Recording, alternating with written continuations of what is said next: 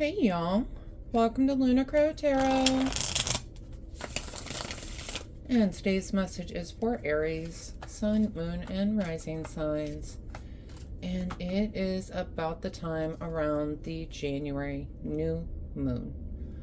All right, the new moon this January is on the 18th. And what's exciting about a new moon is it is a great time for new projects, new beginnings, new starts, manifesting, all of that good stuff, right? We love a new moon. And we are going to pull an oracle card just to see what is coming out for us today. And we got She Who Surrenders, Estefania, Chains, Bondage, Release. Okay? I love this message of release, she who surrenders, because when you release, that means you're ready to begin something, right? All right, let's hop on into these cards, y'all. Starting off, we've got Two of Swords with the Judgment card. Now, Two of Swords is that card of just kind of being unsure of which way to move next. You are stuck in some sort of decision, right?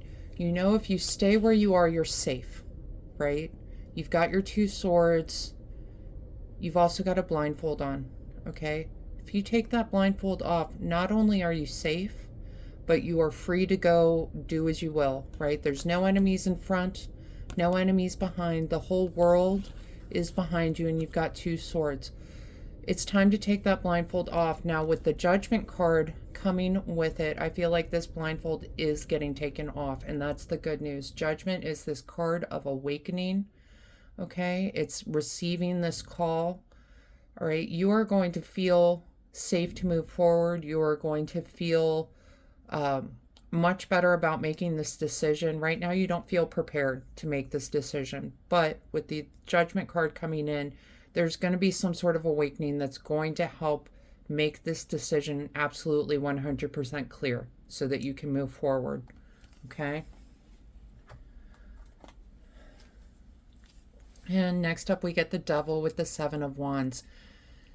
The Devil card, it's an interesting card, okay? Because the Devil is all about your vices. It's also about attachment. I feel like the reason you are having a hard time moving forward with this decision is because you feel like you have some sort of attachment, either to the person that's involved or to the outcome, right? We do have some cups showing up, so it definitely could be a relationship that's coming forward that you are just so attached. But what I'm feeling with the Seven of Wands, you know, this person is in the middle of a fight that they didn't ask for, that they didn't prepare for. I feel like this is the energy that you're kind of used to when you're dealing with this person, okay? That it's an unhealthy attachment, like I'm getting a codependent kind of attachment, okay? But this is not a sustainable energy to be in. This is not something that's going to help you. This is something that's just going to cause chaos, that's going to make those decisions just that much harder to make. Okay. And next two cards, we get Knight of Wands, Seven of Swords. So knights are people coming into our lives, encouraging us to take some sort of action. Wands, however, are, you know, fire signs, Aries, Leo, Sagittarius. I feel like you're coming to your own rescue here, Aries. You are coming in to make this decision. Now we're paired with the Seven of Swords, and what I want you to be prepared for with the Seven of Swords here, this is a card of going about something in a different way, going about something in a way that most people aren't sure of, maybe aren't on board with. It can be a card of manipulation and deceit, but just paired with the Knight of Wands, he is someone, he got what he came here for. He needed to get those swords, and yeah, he didn't buy them from a shop, right? He didn't win them in a battle. He is stealing away in the night with these 7 swords. He found a way to get what he needed, but going about it in an unconventional way. Okay.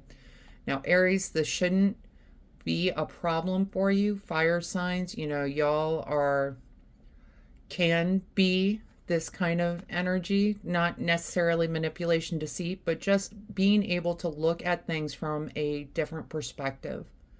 Okay. All right. And next up, we get strength with the Four of Cups. Strength is really that card of strength, obviously, but also control. She is someone that has control over this lion. She comes out every day and tames this lion. And not only does she have this strength and control, but she is divinely guided to do this, okay? She carries the symbol of divinity as her crown. That's just to remind us we are all connected to that divine strength. It is a strength that she carries. It's a strength that you carry, all right? We're paired with the Four of Cups. And what's interesting with the Four of Cups in the Strength card, he is so concerned about the fact that he only has 3 cups. He really wants 4 cups, but he's so focused on what he is lacking. He's missing that someone is trying to bring him what he wants. All right. I really feel like this is the strength with the Four of Cups. This is the divine reminding you that the divine is always working on your behalf. It's working behind the scenes. You may not see immediate results, but they are working on it. They are working to bring you this 4th cup, okay? You've got to get out of your own head with this. That energy is not going to be good for you. We can always focus on what we lack, those limiting beliefs, right? But it's about acknowledging this connection to the divine. They are giving you the strength to move away from this idea of lack and understand that the thing you are asking for, that's on its way, okay? All right, and next up we get the Chariot with the Queen of Cups. Chariot is that card of victory. Chariot is that card of conquest, all right? To me, this is just another sign that the thing you're asking for, this is coming in for you, okay? Queen of Cups, she is someone who is just so in control of her emotions, of her heart. Can be a guiding, intuitive influence on our lives. Could be a Cancer, Scorpio, Pisces. But she is someone, the cup represents her heart. She is very careful about who she gives her heart to. Okay, who she allows to share her cup with. All right. So I really kind of feel like these two together, this Queen of Cups person that could be coming in for you, they are someone that they see your value, they see your worth, they see this victory that you are working on. I feel like they are the victory, okay, when they come in. This is your cup that you've been asking for coming in for you, okay? But we talked about you're going to have this awakening. It's going to help you make this decision. And the hard part for you is letting go of that attachment. The Queen of Cups, this kind of energy, this Devil, 7 of Wands energy, it's just so the opposite of the Queen of Cups energy. Okay, she is someone who's in control of her emotions. She is someone that is just compassionate, loving, caring. All right, I feel like that's what you've been missing. Especially when I look back at this oracle card that we started with, the chains, bondage, release. It's time to release that attachment energy. Right. So bottom of the deck cards, we get Death with the Moon. I love that the moon showed up for a new moon reading. Also, the moon is the card of Pisces. Death is the card of Scorpio. So you've got all this water energy, all this emotional kind of energy coming forth for you. Death is a wonderful card because it really is that card of transformation, okay? A lot of people get scared of the Death card. There's just no reason for that. That's silly. but it's this card of transformation. It's movement towards something new, towards something different. And the moon is this card of illusion, of fears, unconscious kind of things going on. I feel like I'm wondering if you know that you deserve so much better than what you've been getting. That's what I fear, is that you don't know that you deserve so much better, Aries. And I feel like this awakening that happens, this transformation that's coming about, I feel like that's the illusion that's going to be released with this moon. Okay, that you do deserve better. The great thing about the moon card, under the light of the full moon, right, the truth comes out. It illuminates our path. We can see forward. Okay, so we may be going into a new moon, but that's just the new journey. All right, that moon card is coming out to tell you the fears are not warranted. They're not necessary. This is something that you can move through. You need to drop those limiting beliefs that you don't deserve better, because you do.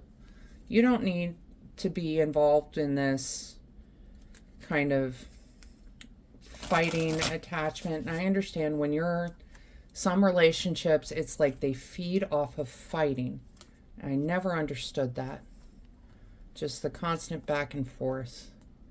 And that's not anything that you need, okay? There's better coming in for you. All right.